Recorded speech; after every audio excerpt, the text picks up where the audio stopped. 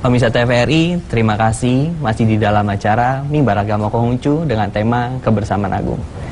Punse dan Bapak Peter, mari kita lanjut perbincangan kita. Melihat situasi COVID pandemi ini, apa ada kaitannya dengan keharmonisan? Kepada Bapak Peter, silakan. Iya, jadi ini sangat erat kaitannya. Pandemi ini kan kita tahu bahwa virus yang menyebar ini mudah menular. Nah, pada saat kita mematuhi protokol kesehatan dengan dengan menjaga jarak misalnya, selalu kemana-mana memakai masker, itu kan sebenarnya salah satu bentuk kepedulian kita kepada sama. Tidak hanya kepada kesehatan kita sendiri, tapi juga kita berusaha agar kita tidak menjadikan orang lain menjadi buruk, gitu loh. Karena kan kita nggak tahu apakah kita ini bersih dari virus, ya. Nah, ini kan satu hal yang perlu kita waspadai. Termasuk juga banyak yang bertanya pada saya, kapan ini kita bisa diizinkan beribadah lagi? Ya, ini yang harus kita coba pahami. Mengapa sampai saat ini kita masih mencoba untuk menunda atau menahan jangan sampai ibadah itu kita lakukan secara bersama-sama dalam jumlah yang besar, walaupun sebenarnya samalah kerinduan kita mengenai datang beribadah itu udah lama ya, kita nggak bisa beribadah ya. Tapi apa boleh buat, daripada nanti kita datang berkumpul bersama tujuannya beribadah tapi malah setelah dari itu jadi banyak yang malah mencelakai banyak orang, kan ya sudah, kita sabar-sabar dulu aja. Nah, jadi kalau misalnya terkait dengan masalah pandemi, ya kita berusaha jangan sampai membuat orang lain menjadi sakit. Ini bagian dari kebersamaan juga. Iya, resikonya lebih tinggi ya. Betul.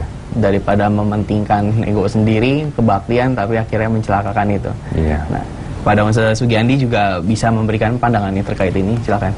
Saya lebih kepada tadi menyebutkan tentang hukum Jalan Suci Tuhan Tien Tao dan Tien Li berserta yang namanya Tien Thi Ren, atau hubungan manusia dengan alam, manusia dengan Tien, ya. Jadi yang namanya manusia, alam dan Tuhan itu harus harmonis, karena tadi berhubungan pandemi dengan keharmonisan.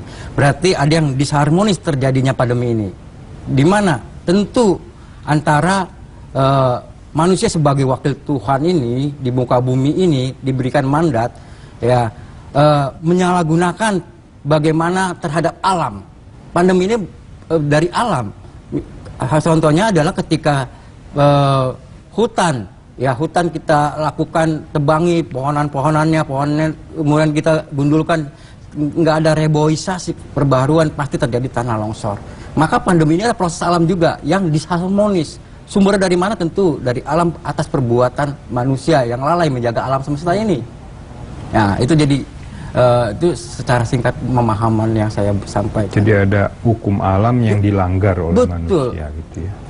Tien Tao, ya. Baik. Jalan Suci Tuhan dan hukum suci Tuhan. Tien Li.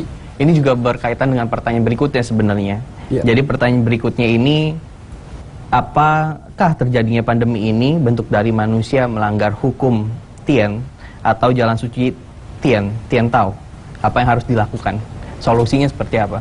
Kalau tadi memang pandemi, ya ada peraturan 3M gitu kan. Ya. Nah, mungkin bisa kita lebih luaskan lagi terkait ini. Silakan.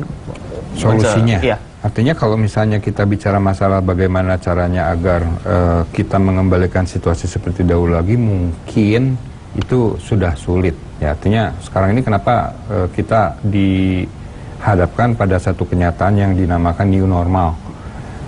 Ya, ini udah suatu perubahan yang memang harus kita terima. Nah, ya kita pahami sajalah bahwa kehidupan kita ini kan yin yang. Kalau misalnya terjadi sesuatu, itu pasti ada sebab dan akibatnya. Kalau kita memahami sebab dan akibatnya, mungkin kita bisa memperbaiki dari titik awalnya itu. Tapi kalau misalnya kita tidak terlalu yakin dengan penyebabnya itu, yang penting dari sekarang ke depan, yang harus kita lakukan adalah menjaga agar hal yang lebih buruk tidak terjadi. Artinya kalau pandemi ini bisa kita tanggulangi dengan cara mematuhi protokol kesehatan, ya lakukanlah itu dulu. Lakukan itu saja dulu. Sampai menunggu pada waktunya. Betul. Usai pandemi. Sekarang ini kan kita tengah diuji agar imun kita itu bisa berdampingan ya dengan virus. Kekebalan tubuh. Ya sambil menunggu itu ya kita coba terus-menerus mematuhi protokol kesehatan, jangan dilanggar. Nah, itu pun termasuk salah satu bentuk bagaimana kita mengamalkan ajaran agama, di mana kita memuliakan kehidupan yang merupakan anugerah dari Tien. Baik, terima kasih Bapak Peter. Mungkin singkat dari Unsa Sugiandi juga bisa menambahkan terkait ini. Silakan. Jadi Pak Peter jelas menyebutkan yin yang. Yin itu proses. Dan proses ketika disharmonis dia akan terjadi hal yang baru. Terjadi hal yang baru ini namanya pandemi. Dan pandemi ini bukan hal yang baru sebenarnya. Dulu-dulu udah ada. Nah, bagaimana untuk mengharmoniskan lagi? Temukanlah antivirusnya ini. Ya, ketika antivirusnya terbangun maka otomatis ini seimbang lagi. Tapi nanti proses lagi ada lagi. Menyeimbangkan lagi. Inilah itu ya, memutus rantai-rantai itu yang penting. Baik, yang penting kita sekarang itu bersabar dan tunggu sampai memang waktunya usai ya, gitu Pak. Untuk memutus rantai dan ketemu virusnya. Oke. Baik, terima kasih. Kita harus istirahat sebentar.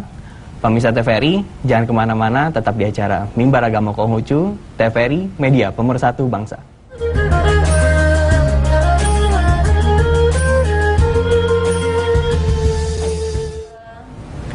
Pemirsa TVRI, terima kasih masih di dalam acara Mimbar Agama Konghucu dengan tema Kebersamaan Agung. Kita ada di penghujung acara. Nah, tapi ada satu pertanyaan juga, ini penting juga. Bagaimana cara agar terciptanya kebersamaan agung? Dari hasil tadi kita banyak kasus yang harus kita hadapi. Mungkin ini bisa dijadikan juga pedoman untuk kita. Bapak Peter silakan. Prinsipnya itu tenggang rasa, tepasalira. Jadi jangan kita mengedepankan ego pribadi, jangan kita hanya memikirkan diri sendiri, tapi cobalah kita berempati bahwa orang-orang yang berada di sekitar kita itu memiliki satu perasaan yang mungkin tidak sama dengan kita, bisa berbeda. Dan mereka pun punya pemikiran-pemikiran yang mungkin juga berlainan dengan kita. Nah, maka pahami itu. Jangan ingin selalu apa yang menjadi kehendak kita itu kita paksakan agar bisa diterima oleh orang lain. Baik, berarti memang kita sendiri nggak boleh memaksakan keinginan kita terhadap orang lain. Terima kasih Bapak Peter. Unsa Sugiandi, silakan. Baik, ketika sang guru ditanya, dalam ini Nabi Konghucu, oleh sang murid, guru, bolehkah satu kata menjadi pedoman hidup? Dijawab oleh guru, ini, Chungsu, Satya dan Tepo Soliro. Satya itu memuliakan Tuhan dengan menjalankan firman-Nya. Tepo Soliro, apa yang diri sendiri tidak inginkan, jangan kau berikan kepada orang lain. Ya, luas sekali pemahamannya. Kalau kita jabarkan ini bisa seharian nanti, udah cukup aja. Terima kasih. Kita masuk ke sesi kesimpulan. Nah, kesimpulan atau pesan yang ingin disampaikan kepada umat Konghucu. Silakan Bapak Peter. Ya, karena ini terkait dengan kita ini masih di dalam masa pandemi ya. Artinya kita harus kembali saya ingin mengingatkan pada segenap umat Konghucu dan Indonesia pada khususnya, yaitu sementara kita masih belum dapat beribadah bersama di tempat ibadah, namun janganlah berhenti untuk beribadah, dan bentuk ibadah itu tidak terbatas hanya kepada datang sembahyang di tempat ibadah.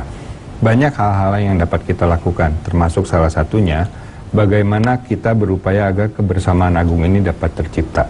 Karena kebersamaan agung itu di mana upaya-upayanya kita lakukan, apabila itu kita lakukan sesuai dengan ajaran Nabi, itu merupakan satu ibadah juga. Baik, terima kasih Bapak Peter. Mas Sugiandi sepertinya ingin membacakan puisi. Silakan. Saya suka bersanjak karena kata Nabi, sempurnakan dirimu dengan musik dan sanjak. Boleh saya bersanjak ya? Silakan. Sesuai dengan temanya tentunya, The Great Harmony, dunia dalam kebersamaan agung, karya Unsa Sugiandi Suryatmaja.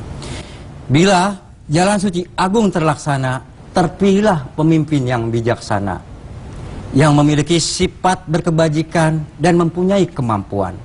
Bila jalan suci agung terlaksana, semua orang dalam kebersamaan mendapatkan keadilan dan perlakuan. Janda, orang yang sudah tua, tidak memiliki keturunan mendapat kepastian. Anak yatim piatu dan anak kebutuhan khusus mendapat perhatian.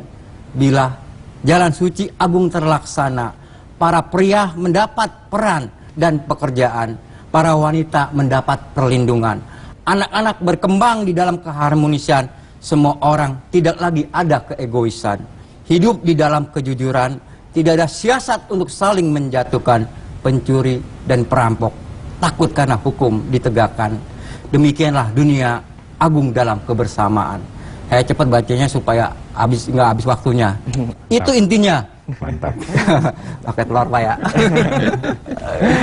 Oke. Baik, terima kasih untuk puisi yang memang itu menggugah kita juga, karena semua bisa terangkum di dalam puisi itu.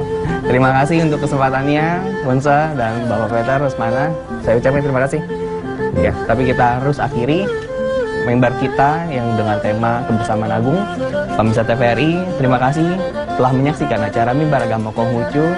Saya, Aldi Destan Satya, undur diri dan terimalah salam di dalam kebajikan.